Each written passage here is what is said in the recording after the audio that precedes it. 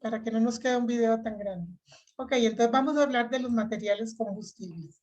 Y pues sabemos que cualquier cosa que se quema es combustible. Básicamente cualquier sustancia orgánica va a ser combustible. Si tiene carbono en su molécula, y obviamente si tiene carbono, hidrógeno, oxígeno y nitrógeno, que son los cuatro componentes básicos perdón, de las sustancias orgánicas, pues van a poder quemarse. Entonces, todo material que al estar en presencia de calor y oxígeno se quema es un combustible. Yo siempre les digo, nosotros también somos combustibles. Nosotros nos quemamos, ¿verdad? Pero en general decimos que hay combustibles gaseosos, líquidos o sólidos. ¿Quiénes comienzan incendios? Usualmente combustibles líquidos o combustibles sólidos, perdón, o gaseosos, que son derivados del petróleo. Entonces, por eso es que vamos a ver esta parte, ¿verdad? Combustibles gaseosos son gas natural o gas de refinerías, gas de carbón o cualquier sustancia que de bajo peso molecular, orgánica de bajo peso molecular, como el metano, el etano, el propano, el butano, y similares, todo lo que tenga bajo peso molecular, básicamente va a ser un combustible gaseoso y también combustibles líquidos naturales como el petróleo o todo lo que son destilados de petróleo, ¿verdad? Que son gasolinas, diésel, igual cualquier solvente que de bajo peso molecular, como el hexano, si el pentano, el hexano, el heptano, el octano son solventes que se pueden purificar en lo que son las petroquímicas, también el tolueno, el benceno, el sileno, todo ese tipo de sustancias que ya las hemos oído mencionar en la primera parte del curso, ¿verdad? Son combustibles líquidos. Para efectos comerciales, ellos no son combustibles, ellos no los usamos para quemarlos, pero en un incendio son combustibles, ¿ok? Porque se pueden quemar y hacer que el incendio sea más grande. Entonces, cuando estamos hablando aquí de materiales combustibles, no estamos hablando de combustibles comerciales como diésel, gasolina, búnker, canfín o combustible jet para aviones o para jet, combustible para aviones jet o gasolina de aviación para avionetas pequeñas, ¿verdad? Entonces, eh, en combustible en general es un material que se va a quemar. Entonces, hay gaseosos, hay líquidos y hay sólidos. ¿Ok? Combustibles sólidos naturales son el carbón mineral, la madera, otros que son procesados como el coque, que es un tipo de carbón de leña, carbón en polvo y otros. El carbón de leña sabemos que nosotros lo producimos, ¿verdad? En las carboneras. No sé si ustedes han visto carboneras funcionando. ¿Verdad? Lo que hacen es un hueco en la tierra y meten leña básicamente de árboles que no son comercialmente, que no son comerciales para producir leña para muebles o construcciones, entonces se quema eso, entonces se hace un montón como una gran fogata, pero esa fogata se cubre con tierra.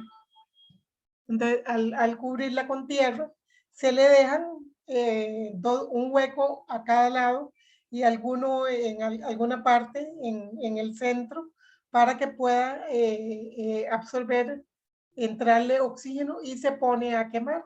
Entonces es como un montón uno lo que ve es un montón de tierra que está echando humo y después de ciertos días deja de echar humo, quitan la tierra y ahí tienen carbón de leña. Entonces, la gente lo que hace es terminar de quemar la madera y usualmente el carbón que nosotros compramos en los supermercados es carbón de leña, porque aquí no tenemos carbón mineral, ¿verdad?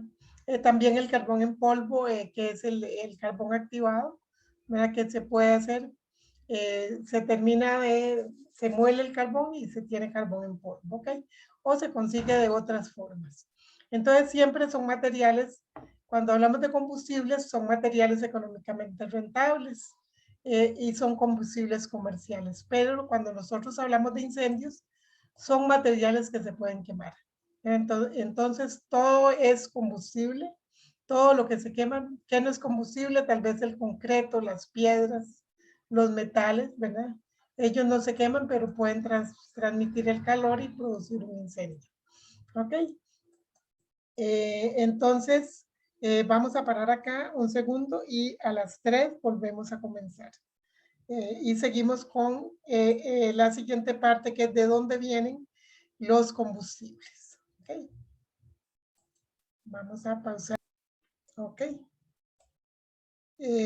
Ok, cuando estamos en un incendio, ya eso también hemos hablado, nunca, muy rara vez se quema todo. Mira, la combustión es completa, como la combustión que hemos estado estudiando nosotros, que es, digamos, el caso de un quemador en el que nosotros controlamos todo y la combustión es completa. En los incendios, muy rara vez eso ocurre. Aparte de todo, hay gases tóxicos que se generan.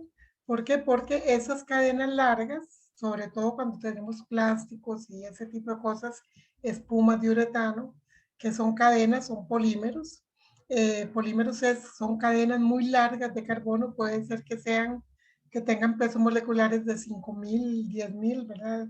Dependiendo del peso molecular que tengan. Entonces, en un incendio se empiezan a romper esas cadenas y se producen un montón de sustancias intermedias que son derivados del petróleo, que son tóxicos. ¿Verdad? Pueden ser tolueno, puede ser sileno, puede ser cualquier aldehído, cualquier cetona, cualquiera de las sustancias que nosotros estudiamos en la parte de nomenclatura, se pueden formar y entonces ellos al no haber combustión completa, se los lleva el viento y no se queman. Entonces hay gases potencialmente tóxicos en un incendio. Entonces, también podría ser que usemos algo que sea tóxico para el ambiente a la hora de atacar el incendio. Ahora, por ejemplo, cuando usamos los salones que, bueno, ya están prohibidos, pero no falta alguien que tenga por ahí alguno o no falta alguien que los venda en algún país donde no estén prohibidos. Aunque todos, usualmente todos los países que firmaron un acuerdo de, espérese a ver, no es Toronto, otra ciudad canadiense. Ahorita me acuerdo el nombre, pues en Canadá se firmó un acuerdo para reducir todos esos gases que producían el daño en la capa de ozono. Y entonces Montreal, no me acuerdo, me suena. Ottawa, ¿no es, profe? Ah, No, no, no es Ottawa, no. Ottawa. No, no es Ottawa. Ahorita me acuerdo cuál es. De repente sí es el protocolo de Montreal, ahora que me acuerdo. Entonces, los países que no han firmado, ya hay un montón de cosas que no usan, ¿verdad? Pero los que no han firmado acuerdos, hay mucho país muy pequeño que no ha firmado acuerdos. Aquí en América Latina no, pero en el resto del mundo sí pasa. Y entonces puede ser que estén usando alguna cosa que para nosotros es prohibida. ¿Ok? Profe, Entonces, ¿ah? verás que en aviación sí se sigue usando mucho el alón, principalmente para las botellas extintores de los motores. Se usa el 1211 y el 1301. Ok. Puede ser que sea que los han reformulado y que no sean tan tóxicos, pero los salones se dejaron de usar sobre todo porque eran súper tóxicos para las personas. O sea, se empezaron a usar, no sé, por los años 30 o así. Se dieron cuenta que podían apagar los incendios con eso, pero la gente se moría, no por el incendio, sino por la inhalación de esas sustancias. Entonces empezaron a ser prohibidos, sobre todo porque son muy tóxicos. Me imagino que ahora, como la gente que es entrenada para apagar incendios, usualmente tienen esos uniformes y esos equipos, ¿verdad?, de respiración asistida, que les permite respirar aire puro en vez de el aire contaminado, pues sí puede ser que se estén usando. y que se hayan reformulado para que no sean tan tóxicos. ¿Okay? Porque también los salones, todo lo que son los clorofluorocarbonados, que son los dañinos para la capa de ozono, están muy regulados también. Sí, es el protocolo de Montreal. Okay. Igual no en todos los países están prohibidos, en Estados Unidos están prohibidos muchos los salones y no sé si han logrado que les den alguna autorización. Sin embargo, las plantas que los producían y todo eso se llevan a países donde no hay esas regulaciones ambientales y se producen y se venden, ¿verdad?, en otras partes. Los componentes que tienen los materiales de construcción, materiales de decoración, ¿verdad?, pueden estar almacenados en bodegas, pueden estar semi-elaborados, dentro de equipos, pueden estar en tuberías, en otras partes de procesos, y los riesgos que se corren por descuidos o potenciales de incendios van a depender de esos componentes que hay ahí adentro de los edificios. Yo siempre les he dicho que una de las cosas de las capacidades que va a tener un ingeniero de incendios es que pone un pie en la puerta de un edificio, de una habitación, de lo que sea, inmediatamente su mente va a estar escaneando a ver qué materiales peligrosos hay. Puede ser que sean materiales de construcción, pueden ser cortinas, pueden ser colchas, pueden ser colchones, pueden ser muebles de diferentes materiales, ya sean de madera o de espuma o recubiertos con viniles o materiales plásticos. Ahora se están usando mucho material plástico en construcción y eso puede producir riesgos, ¿verdad? Me estoy acordando en ese momento un incendio que fue hace como unos 4 años en un edificio en Londres, que era un edificio nuevo. Tal vez no era tan nuevo, pero lo habían remodelado y toda la fachada, vemos que eso ocurre, ¿verdad? Que las fachadas usan eso que le llaman fachaletas, ¿verdad?, que son para poner en las fachadas. Entonces con eso evitan volver a pintar nunca más. Nada más es si acaso lavar, o a veces ellas se lavan, son autolavables con solo la lluvia, y entonces pues evitan un montón de costo de mantenimiento. Entonces resulta que habían puesto un material de abajo hasta arriba en el edificio, empezó un incendio en los pisos de arriba. No hubiera sido peligroso porque en los pisos de arriba pues el humo va para arriba, no baja, y resulta que el incendio se propagó hacia abajo por todo lo que era ese material de construcción, que por cierto aquí se está usando mucho, que es un material como metálico, ¿verdad? Es un material metálico que se pone es un material que es altamente inflamable. Él se quema muy rápidamente, eso uno lo puede estudiar en los equipos que tenemos en el laboratorio de incendios. Tenemos un equipo que es para ver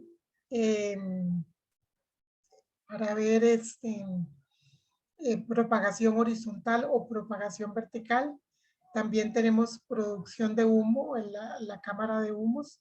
Tenemos el microcalorímetro que nos da las curvas de calentamiento, las curvas de quemado, donde nos da el máximo calor liberado, y entonces podemos encontrar esa capacidad calorífica de cualquier material sin tener que saber de qué está compuesto, nada más por la cantidad de calor que libera.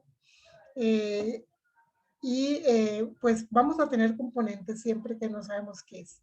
Bueno, entonces, la protección de incendios no es solo cómo atacar un incendio, sino también cómo prevenirlo. Entonces, cuando diseñamos la infraestructura de producción y las viviendas, importante sería que si nosotros estamos involucrados, que les recomendemos los mejores materiales para que en caso de un incendio no haya tanto peligro. Me acuerdo que uno de los materiales, hubieron 2 materiales que estudiamos en propagación horizontal y vertical. Uno era el material de las mesas de pool, de recubrir las mesas de pool, y otro que compramos fue los forros de las cunas de bebés, ¿verdad? Que usualmente es un vinil con dibujitos bonitos, nada más, que tiene 3 capitas, una arriba, en medio como una espumita y abajo una que es completamente lisa, que ya no tiene dibujos. Bueno, resulta que el material de las mesas de pool no se quema del todo. O sea, se pone, la prueba es poner un material, poner un quemador Bunsen al final o al principio, dejar que el material se queme por unos 12 a 15 segundos, se apaga el quemador a ver cuánto se propaga la llama. Ok, la mesa de pool, se apagaba el quemador, se apagaba la llama. El material de forro de colchones de bebés, se apagaba el quemador y seguía quemándose eso, pero era en segundos, se quemaba completamente. Entonces, dependiendo del tiempo de quemado y de lo que queda quemado del material, así se cumple con las normas para lo que es ese parámetro. ¿Ven? Entonces, de lo que es la velocidad de quemado. Entonces, es importante eso, que sepamos que se puede estudiar a qué velocidad se quema un material para poder seleccionar mejores materiales. Obviamente, los materiales delgados, como los de cortinas y colchas y sábanas y eso, se queman más rápido que los materiales más gruesos. Y eso lo van a estudiar ustedes con lo que son tiempos de ignición en lo que es dinámica del fuego. Pero entonces, la mayor parte de los combustibles líquidos y gaseosos son derivados del petróleo, típicamente. Muy rara vez un combustible no es derivado del petróleo. Entonces vamos a estudiar el petróleo y pues sabemos ya que es una mezcla de hidrocarburos presente en la naturaleza. Se formó a lo largo de diferentes eras geológicas donde por diferentes movimientos de la Tierra, terremotos, erupciones volcánicas, lo que es la erosión, ¿verdad? Se iban haciendo capas sobre partes donde tal vez había material orgánico, ya sean seres vivos muertos o plantas, ¿verdad? Ya sean animales o plantas, y entonces se iban tapando, y esa gran presión que iba a lo largo de millones de años hizo que se tenga petróleo disponible para nosotros poder utilizarlo en lo que sea. En el petróleo hay alcanos, hay alquenos, hay alquinos, hay aromáticos, hay cicloalcanos, entre muchas sustancias, ¿verdad? Pero básicamente esas sustancias orgánicas del petróleo contienen carbono e hidrógeno. Entonces, pueden haber compuestos orgánicos de cadena larga o de cadena corta, y entonces básicamente los crudos los clasificamos como livianos o pesados. Los livianos son los que tienen cadenas más cortas y se parecen, digamos, al aceite que uno compra para los carros, ¿verdad? El aceite lubricantes para los vehículos livianos, ¿verdad? Porque hay aceites pesados, inclusive pastosos, ¿verdad? Que son para otras partes del vehículo que no es el motor. Entonces, el crudo liviano es como un aceitito que se ve un poquito sucio, y el crudo pesado, ya creo que ya les he contado que puede verse como que fuera caca de vaca, ¿verdad? Así bien pesado. Tan es así que tienen que usar algún tipo de solvente, usualmente solvente barato que usan es el queroseno, en esos campos donde hay crudo pesado, para poder sacar ese crudo, porque es demasiado pesado. Son cadenas muy largas, ¿verdad? Típicamente, ok, Venezuela tiene mucho crudo liviano, pero en lo que más tiene Venezuela son crudos pesados en todo lo que es la faja del Orinoco. Entonces ellos tienen una reserva de petróleo enorme en crudo pesado. Los árabes tienen crudos livianos y a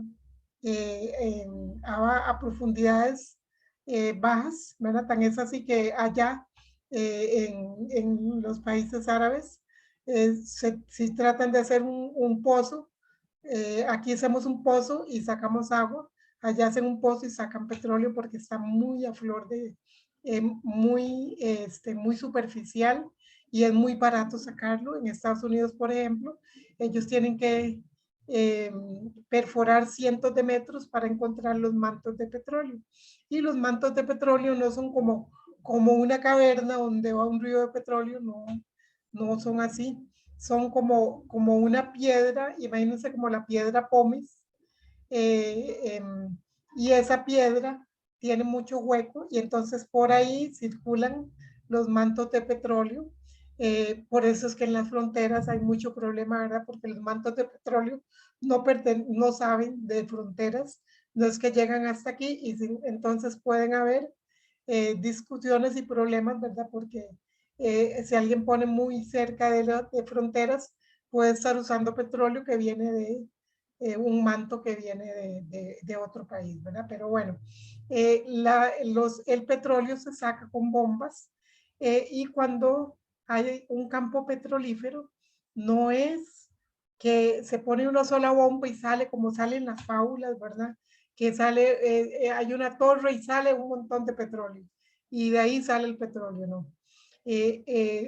Son miles de bombitas, miles de esas torres y de cada torre sale un poquito y cuando suman todo, sacan miles de barriles por día o por hora, ¿verdad? Pero son muchísimas, muchísimas. Entonces esas bombas que uno ve para extraer el petróleo, vamos a buscar alguna.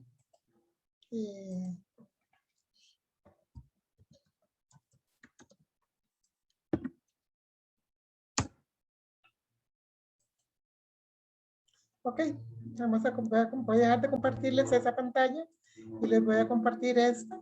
Ok, esas son las bombitas para extraer petróleo. Cuando uno ve un campo, es como ver así como se ve aquí, estas 4 bombitas, pero imagínense que son miles en fila y unos metros atrás hay otra fila con otras miles. Y entonces, en vez de ver bosques en un campo petrolífero, en vez de ver uno montones, como vemos aquí montones de árboles, lo que se ve son montones de esas bombitas y ellas funcionan a control remoto y entonces uno ve esas bombas, ellas funcionan como funcionan esas bombas con las que extraemos agua de los pozos, ¿verdad? Que son manuales, que uno bombea de esa forma y entonces uno ve aquellas balancines moviéndose y por kilómetros y kilómetros, yo, donde lo vi yo fue en Maracaibo, en Venezuela, y entonces por kilómetros y kilómetros, lo único que se ve es eso y no se ven bosques. En ese sentido, pues sí, pueden haber daños al ambiente si se eliminan los bosques para poder sacar petróleo, ¿verdad? Entonces, ahí están. Y, por ejemplo, en Maracaibo lo que ocurrió es que esa piedra que antes que tiene mucho petróleo, al ir sacando por décadas, va perdiendo soporte y se va hundiendo y se va hundiendo. Entonces Maracaibo tiene un lago, que es el lago Maracaibo, donde se extrae gran cantidad de petróleo también, pero en los alrededores del lago también se extrae. Y entonces hay una diferencia de nivel entre el lago y lo que es propiamente la ciudad de Maracaibo, de, no sé, pueden ser 5 o 6 metros. Entonces, me acuerdo que para subir al embarcadero tuvimos que subir gradas y lo que ocurre entonces es que ocurren grandes inundaciones porque obviamente cuando llueve eh, se, se llena todo eso que se hundió, se va llenando y tienen bombas para sacar agua del pueblo que bombean el agua hacia el lago.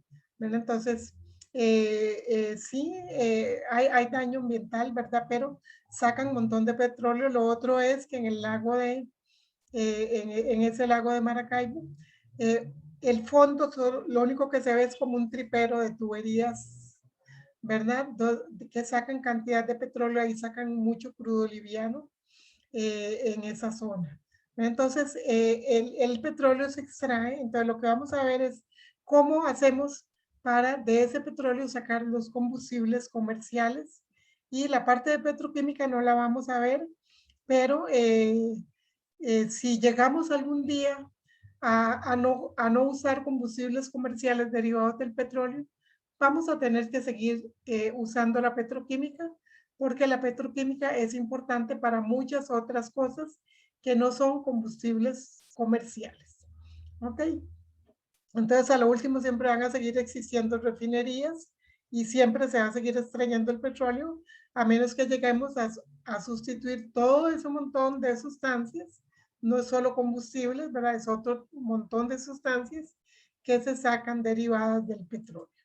Ok, entonces vamos a cambiar de pantalla.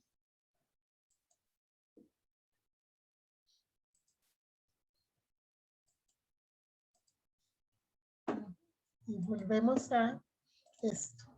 Ok, el petróleo obviamente no viene limpio. Cuando yo les digo que hay petróleo así que se ve como un aceitito, ese es petróleo muy limpio. Me acuerdo que cuando sacaron algunas muestritas de petróleo allá en Talamanca, era un petróleo así bien limpiecito, bien bonito. Pero no había una cantidad comercial porque se abre un pozo, cuesta $1.000 millones abrir un pozo para ver si hay petróleo y muchas veces no hay petróleo. Pero cuando se encuentra, se descubre ya a dónde está ese manto, esa piedra madre que le dicen algo así, esa roca madre donde van los mantos petrolíferos. Entonces probablemente ya encontremos todo alrededor de ella, vamos haciendo perforaciones para encontrar. Y me acuerdo también del sistema de control en Maracaibo, que cada pocito de esos, cada uno de esos, sacaba tal vez medio barril por hora o por segundo, no me acuerdo, pero sacaba medio barril, otro sacaba un barril, otro sacaba 2, otro sacaba 3, otro sacaba 5, 6, y cuando ya empezaban a bajar la producción, lo cierran y ponen en otro lado a producir. Entonces tienen que ir ampliando la zona de extracción, ¿verdad? Y se va sumando poquitos. Entonces ese poquitico que sacaron era muy bueno, era muy buena calidad, pero no en una cantidad, y tuvimos plata para hacer un pozo, ¿verdad? Es carísimo, carísimo, eran no sé cuántos miles de millones de colones para hacer un pozo y ya no pudimos seguir extrayendo. Entonces, y como no hemos permitido, las leyes ya no permiten que venga gente de afuera a explorar para ver si hay petróleo, pues ahí se quedó todo. Bueno, entonces, él puede ser liviano pesado, el petróleo viene contaminado con metales que lo caracterizan, ¿verdad? Entonces, vienen con sodio, con hierro, con vanadio, con plomo y característicamente viene con azufre.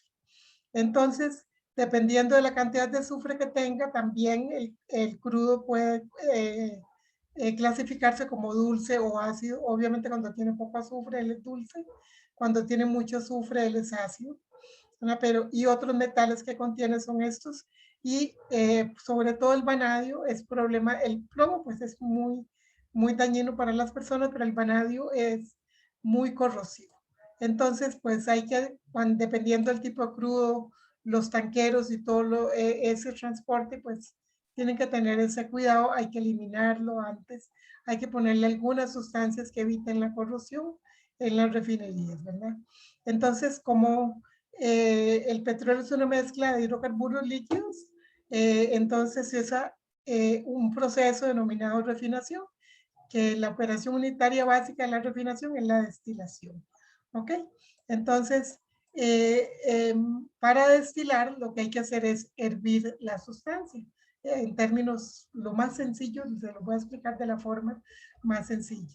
Entonces, cuando la sustancia hierve, lo que hacemos es que una vez que ella hirvió, vamos a condensarla. Entonces, básicamente, vamos a ver si veo una destilación de laboratorio por acá.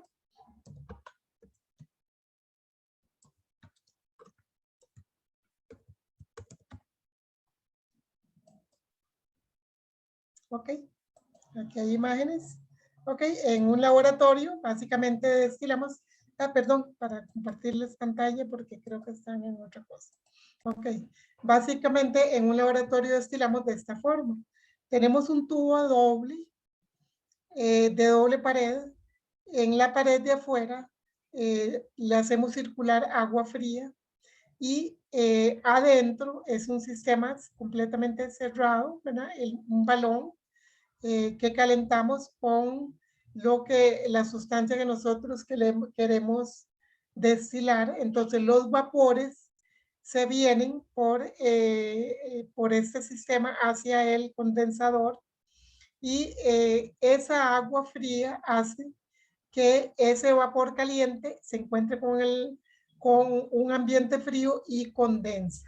Entonces, cuando llega al final del condensador, vamos a tener líquido y como usualmente la destilación se usa para separar mezclas, las mezclas no destilan a temperatura constante. Entonces, primero van a ir saliendo las sustancias más livianas de la mezcla. Entonces, si cuando uno tiene una cierta cantidad, quita este beaker y pone otro, entonces ya la próxima destilación es una sustancia que va a destilar a más temperatura, va quitándolo uno, pone otro. Entonces, esas diferentes cantidades que destilan a diferentes temperaturas es lo que se llaman cortes de destilación. Entonces, esos cortes los vamos a usar. Así es como cuando uno compra el crudo, le dicen, este crudo tiene los cortes entre tal temperatura y tal temperatura, da tal volumen. Entre tal y tal, da tal volumen. Y de esa forma, uno compra un crudo y las refinerías están diseñadas para un tipo de crudo. Las refinerías para crudos livianos son totalmente diferentes de las refinerías para crudos pesados.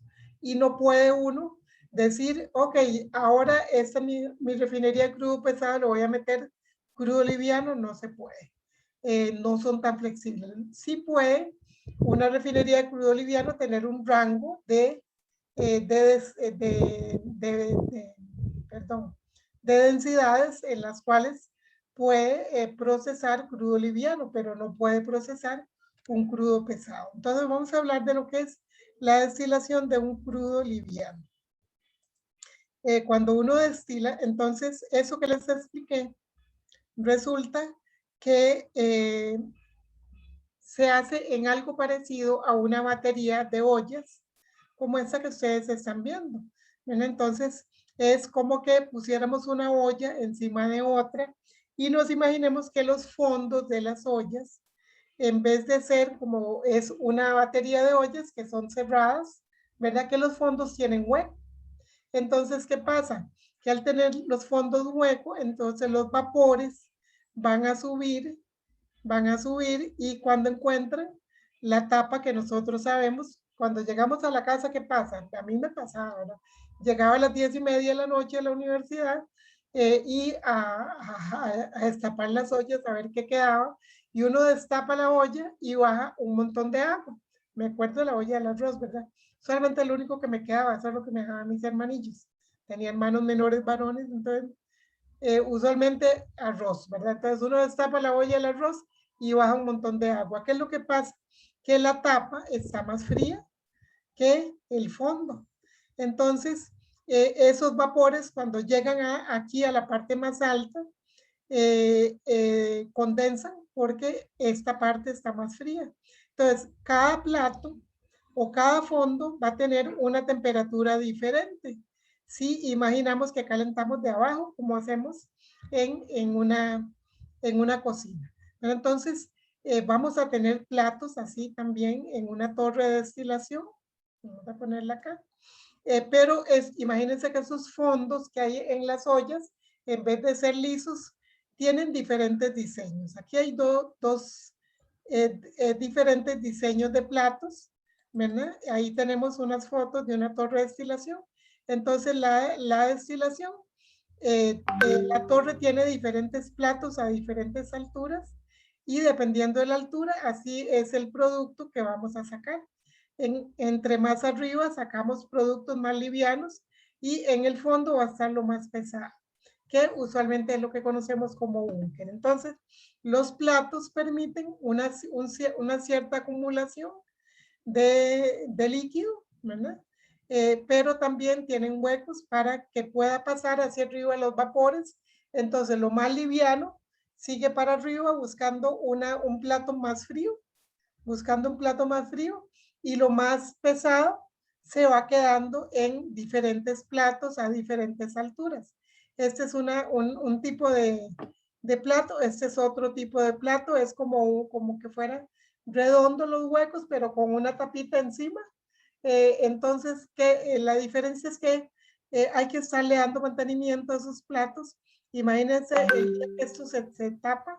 Mira, estas son las entradas y salidas de vapor que hay en los extremos. El día que esto se tapa, hay que ir tapita por tapita limpiándolos, ¿verdad? Porque llegan a taparse. Porque pues otra cosa que tienen también el petróleo crudo es que tiene gomas, ¿verdad? Entonces va tapando y hay que darle mucho mantenimiento, ¿ok? Entonces, ¿qué pasa cuando nosotros destilamos el petróleo? Voy a irme al dibujo. La torre va a tener diferentes cantidades de platos y va a haber ciertos platos en los que vamos a sacar diferentes productos. Entonces, en el fondo vamos a sacar lo que llamamos búnker, ¿verdad? Lo que llamamos búnker. Y en la parte de arriba vamos a sacar lo más liviano, que es el gas licuado, que no es gas licuado. Es de lo que vamos a hacer el gas licuado, salen los gases livianos. Mira, cuando ya los procesamos, cada flecha de estas va a un tipo de procesamiento diferente. Entonces, en diferentes platos vamos a sacar, por ejemplo, gases livianos, nafta liviana entre 20 y 70 grados. ¿Se acuerdan cuando les dije que cuando uno destila en el laboratorio, uno arriba tenía un termómetro, entonces entre 20 y 70 uno anota cuánto volumen saca, eso sería nafta liviana. Entre 70 y 180 saca otro volumen, eso sería nafta pesada. Entre 180 y 250 saca canfín o queroseno. Y luego saca gasóleo entre 250 y 350. En el caso de la torre que hay en Recope, que pues ahí está parada, este gasóleo todavía lo divide en dos y saca diésel y un diésel pesado, un diésel más liviano. Perdón.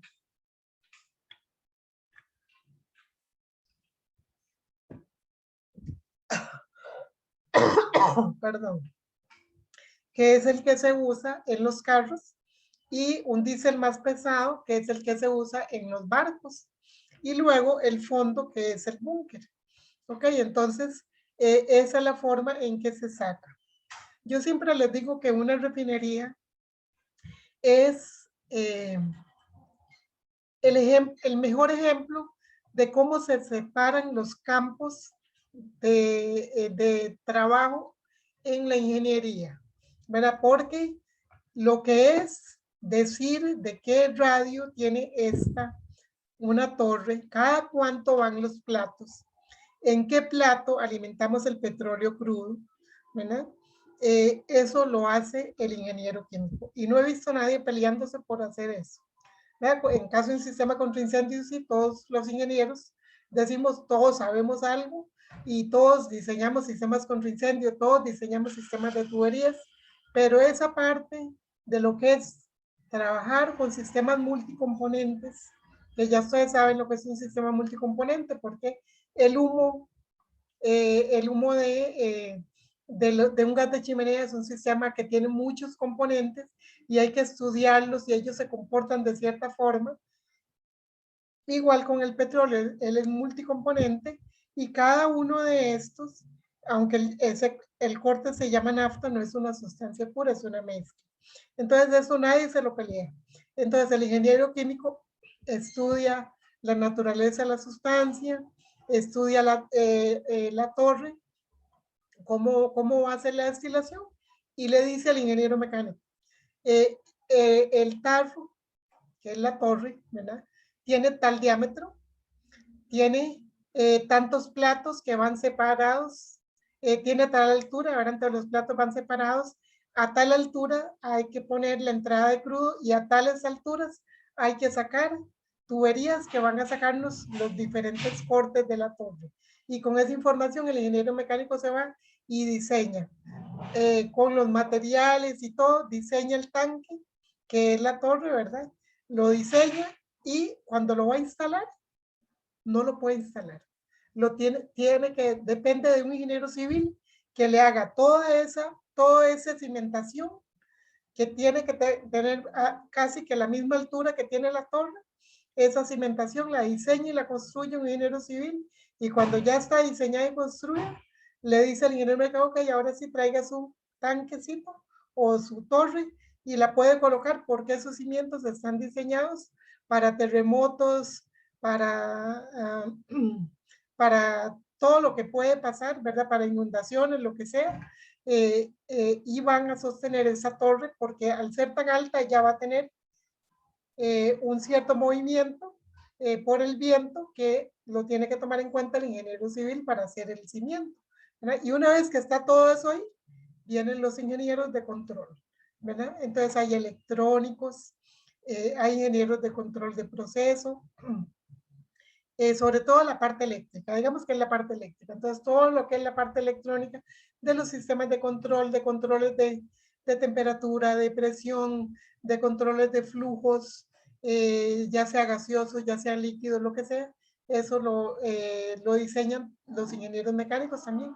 Y cuando ya está todo instalado, vuelven los ingenieros químicos porque todo eso que, ahora sí, esa torre que dijo que la hagan de esa forma, con tanto, a la hora de la puesta en marcha, tiene que dar eso que él calculó, ¿ya? Si no, está fatal el diseño. Que eso que él calculó y los controles de temperaturas tienen que estar funcionando en campo. Entonces hay toda una puesta en marcha para eso, ¿verdad? Entonces se separan los campos y obviamente el ingeniero de incendios pues va a estar con todo lo que es el sistema contra incendios en la refinería. Entonces ahí se separan los campos. Eso es el petróleo. Entonces, lo que es la nafta liviana, la nafta y la nafta pesada se mezclan para hacer las gasolinas. La nafta liviana se puede llevar a procesar un poquito más en unidades de reformado catalítico, que lo que hacen es que las cadenas forman alquenos, digamos que son alcanos y que forman alquenos, y entonces liberan un poquito de hidrógeno al formar el alqueno, libera hidrógeno, forman cadenas, puede formar cadenas cicloalcanos, ¿verdad? Entonces va a una unidad del formado y esa gasolina va a tener otras características, se mezcla con esa nafta liviana y esa nafta pesada. La nafta pesada se puede llevar a otro tipo de unidades para sacar otro tipo de solventes, ¿verdad? Y alguna de esa nafta pesada que se procesó se puede devolver y se puede hacer una formulación para las gasolinas. Entonces no es que la gasolina nada más es una torre y sale y ya se vende, pues puede pasar si es una gasolina de baja calidad, ¿verdad? Pero hay diferentes unidades, hay unidades de isomerización que forman isómeros, hay unidades de reformado catalítico, hay unidades de craqueo térmico que toman, puede ser ese gasóleo o los gasóleos o el diésel más pesado, que lo toman y lo craquean, quiere decir que agarran esas cadenas y las rompen más y vuelven a sacar nafta liviana y nafta pesada, y pues esos fondos se pueden llevar, que es el búnker, se pueden llevar a una unidad de vacío que al estar a trabajar a temperatura menor que a una presión menor que la atmosférica, puede sacar productos más productos o nuevamente más valiosos comercialmente como naftas, vuelve a sacar naftas livianas, naftas pesadas, vuelve a sacar queroseno vuelve a sacar diésel y entonces esos fondos quedan más pesados. Yo me acuerdo que cuando se puso a trabajar la unidad de vacío de Recope, que se amplió, el mercado nacional estaba acostumbrado a un búnker y al haber un búnker más pesado, porque la unidad de vacío le sacaba un poquito más de livianos, los clientes tuvieron que acostumbrarse y rediseñar un poco sus procesos. Los clientes eran las cementeras y el ICE también, ¿verdad? Que compraba búnker para generar electricidad en una planta que tenía en Colima.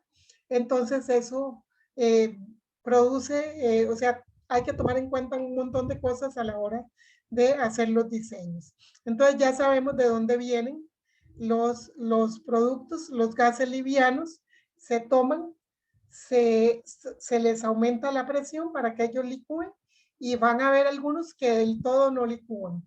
Y entonces esos se mandan a una antorcha. Todas las refinerías tienen una antorcha donde hay cierta cantidad de gases que ya no se van a quemar. Podría ser gas metano, puede ser etano, ¿verdad? Porque el gas licuado de petróleo básicamente es propano y butano. Entonces ya esos que ya no se pueden quemar, perdón, que ya no se pueden condensar por más que le subamos la presión, entonces se mandan a la antorcha y se queman.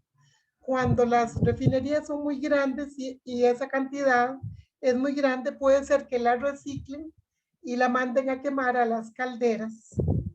Lo manden a quemar a las calderas, entonces hay que hacer quemadores que ya no son para propano y butano, digamos, y usualmente son otro tipo de combustibles, ¿verdad? Y se puede hacer toda esa inversión para economizar tener que comprar combustible para la caldera. Entonces, esos gases puede ser que se reciclen y se quemen, pero a lo último, si eso no es rentable, entonces se manda a quemar. Y es muy común ver en toda refinería en el mundo esa antorcha, que está quemando los gases que ya no fueron condensables. Y los que sí son condensables se mandan para producir gas licuado de petróleo o LPG, que es lo que nosotros quemamos en las cocinas de nuestras casas. Y pues obviamente todas estas sustancias son las que más generan incendios en el planeta. Todo esto que viene de la destilación atmosférica se llama así, porque esas torres trabajan a presión atmosférica. Todo eso, todas esas sustancias pueden ser combustibles comerciales o pueden irse a lo que es la petroquímica, que toma ya esas sustancias más limpias y produce diferentes solventes, ¿verdad? Entre ellos, por ejemplo, el Barsol. El Barsol viene de la nafta liviana, que en una unidad aparte, que se compra, una destiladora aparte, destila ese Barsol. El Barsol también, otro nombre que tiene en el mercado le dicen white spirits, que son sustancias muy livianas y muy limpias que se venden. Entonces el Barsol viene de los destilados del petróleo y muchas veces uno cree que el Barsol y el Cyner son lo mismo, ¿no? El Cyner es una formulación de sustancias que entre ellas tiene tolueno y tiene sileno, un montón de solventes.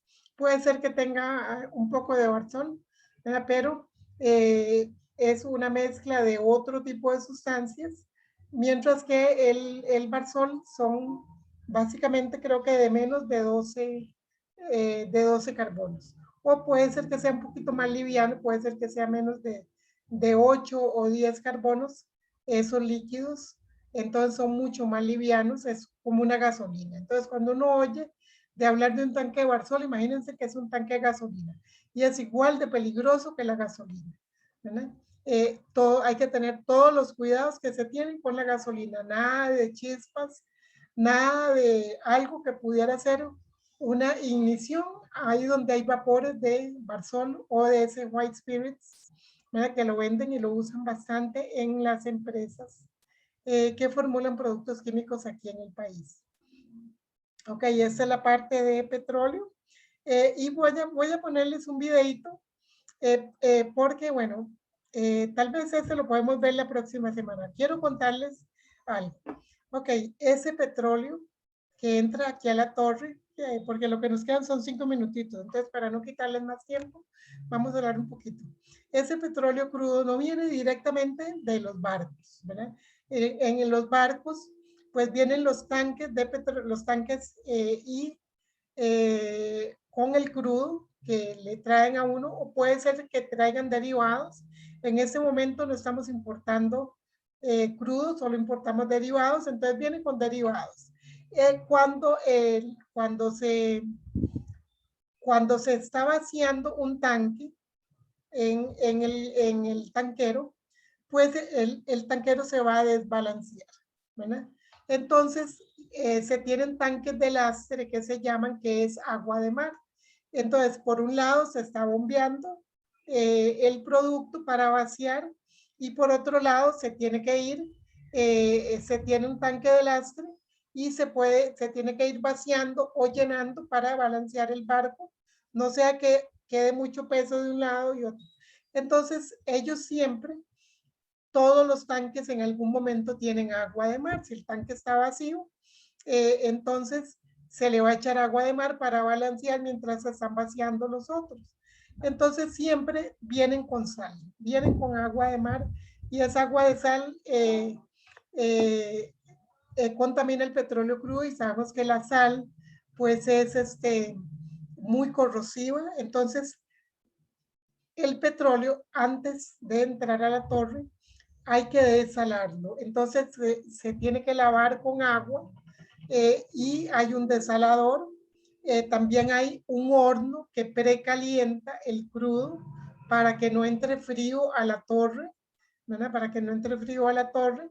Entonces el crudo entra ya con un preprocesamiento, ¿verdad? Por lo menos ese desalado para eliminar la sal y ese precalentamiento. Entonces siempre hay un horno de crudo en las refinerías que lo va a llevar a la temperatura que requiere, porque esta torre, ¿ven?, tiene diferentes temperaturas, y entonces dependiendo de la altura a la que el ingeniero químico que diseñó dijo que había que alimentar el petróleo, pues tiene que estar a esa temperatura. Entonces, si está por aquí, por digamos, a la altura de más o menos donde se saca el queroseno, entonces va a tener que estar a esa temperatura el petróleo.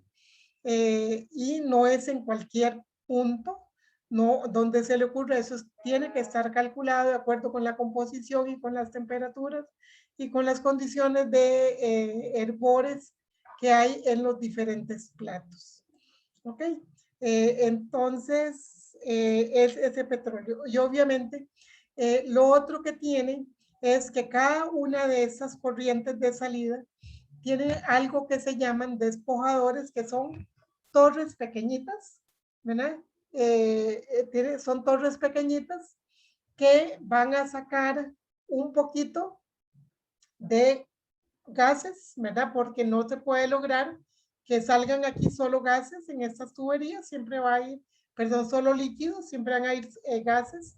Entonces, esas torres pequeñitas que se llaman despojadores, en la parte de arriba tienen gases livianos que se van a juntar con esa corriente de gases livianos, y puede ser que tenga algo pesado que ya no sea lo que se quiere para esta nafta, y entonces un poquito se devuelve a la torre, y digamos que en medio sale lo que va a ser propiamente la nafta liviana. Igual va a haber un despojador en la nafta pesada, otro en el queroseno, otro en el gasóleo, y entonces van a haber una serie de torres pequeñitas antes de que pase esto a la siguiente parte del proceso. Por ejemplo, el queroseno, que es el CANFIN, en la refinería de Recopey, que la tienen parada los políticos, ¿verdad? Porque yo estoy absolutamente segura de que sería más barato traer crudo y economizarnos esa diferencial de precio grandísimo que hay entre el crudo y los derivados, pero los políticos básicamente lo que están es peleando, lo que están básicamente es peleando quién va a ser el dueño de la refinería y se va a hacer más millonario, ¿verdad? Porque sería un negocio, por más parro que sea, algo que ya está construido, es más barato que hacer algo nuevo, con todo lo caro que es ahora todo, ¿verdad? Entonces, había ahí un diferencial que nos estaríamos ganando, pero bueno, no lo estamos ganando porque se mete mucho la política, ¿verdad? Ahí de por medio en lo que es la parte técnica. Y pues, también por cuestiones, usualmente mandan un político a Recope y lo que tratan es, vea cómo cierro Recope para que yo coger el negocio. Así como, exactamente así como en cochinilla. Eso es lo que pasa. Alguien quiere el negocio, entonces habla pestes del ICE, que es un negocio nuestro del país. Habla pestes de Recope, que es un negocio nuestro del país. En este momento, lo que es el manejar la electricidad, manejar las comunicaciones y manejar el petróleo le permite al país tener un montón de plata que en el futuro, si no fueran del país, no fueron del país, hubo un cambio en el país en cierto momento, por allá por los años 50, y entonces empezaron a ser de nosotros, pero si no fueran de nosotros, ¿de quién creen que sería esa ganancia? De una familia que se llevaría toda esa plata que ahora, aunque los ticos no lo creamos y aunque los periodistas estén lo que sea, ¿verdad? Estén pagados para que digan lo que les conviene, porque si no, no les pagan más, ¿cómo se llama? Más publicidad y tienen que cerrar. Entonces ellos tienen que decir lo que quieren los ricos, ¿verdad? Que son los que les pagan la publicidad con la plata de nosotros, porque esa publicidad la pagamos nosotros siempre, ¿verdad? Pero entonces esos negocios son nuestros y esa plata entra a Hacienda y no se puede esconder, como el negocio es de nosotros, esa plata va a Hacienda. Bueno, ya vimos que un poco se roban, un montón se roban, pero eso pasa en todos los países. En Europa cada rato quitan primeros ministros, quitan presidentes, quitan gente que está robando, eso pasa en todo lado, ¿verdad? Eso no quiere decir que tengamos que dar que se la lleve Solís para siempre, ¿verdad? Yo digo Solís porque es el que está de moda ahora, pero ¿quién irá a ser el dueño de la refinería? Pues se lo va a llevar esa persona para siempre, mientras que ahora son un montón de impuestos que entran en el país, entran a Hacienda, y cuando no se paguen, porque los ricos son expertos en evadir impuestos, vamos a tener que pagarlos nosotros, los ticos, ¿verdad? Entonces ellos van a ver todas las matráfulas para ver cuánto no se produce y cuánto se vende por debajo de la mesa, que ahora nada se vende por debajo de la mesa, ¿verdad? Todo está claro, qué se vende, qué electricidad se vende, qué comunicaciones se venden, qué se vende en petróleo, mientras que cuando esté en manos de empresa privada, pues no vamos a saber, esa plata va a ser para los ricos, exactamente como nosotros vemos, ¿verdad? Ahora, una avioneta para avionetas, para viajes alrededor del mundo, para mansiones, y el resto de los ticos nosotros chupándonos el dedo, ¿verdad? Porque la plata se va. Entonces, ya que tenemos ese sistema, si pudiéramos lograr sostenerlo, que es lo que han hecho muchos países que han avanzado mucho económicamente, ¿verdad? No sé, tipo Surinam. No digo nada aquí, pero ya es que Surinam no, ¿cómo se llama el país?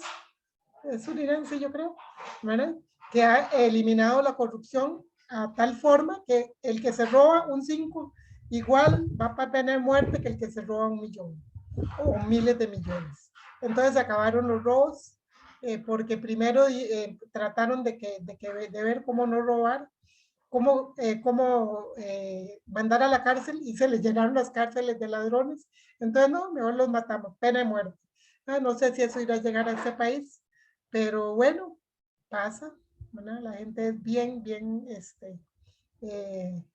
¿cómo les digo? Bien ambiciosa, pasa por encima de los demás, pasa por encima de un país, por encima de un pueblo que se mata trabajando, ¿verdad? Porque los ticos nos matamos trabajando.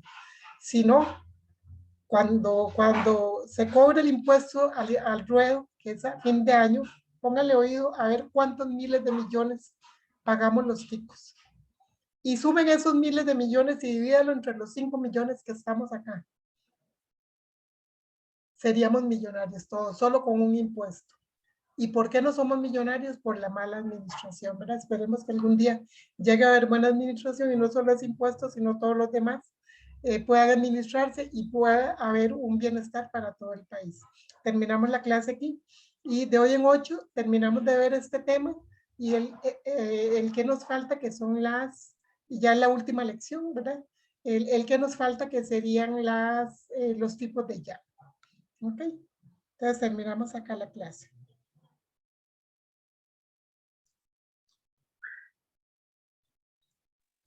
Bueno, profe, buen día.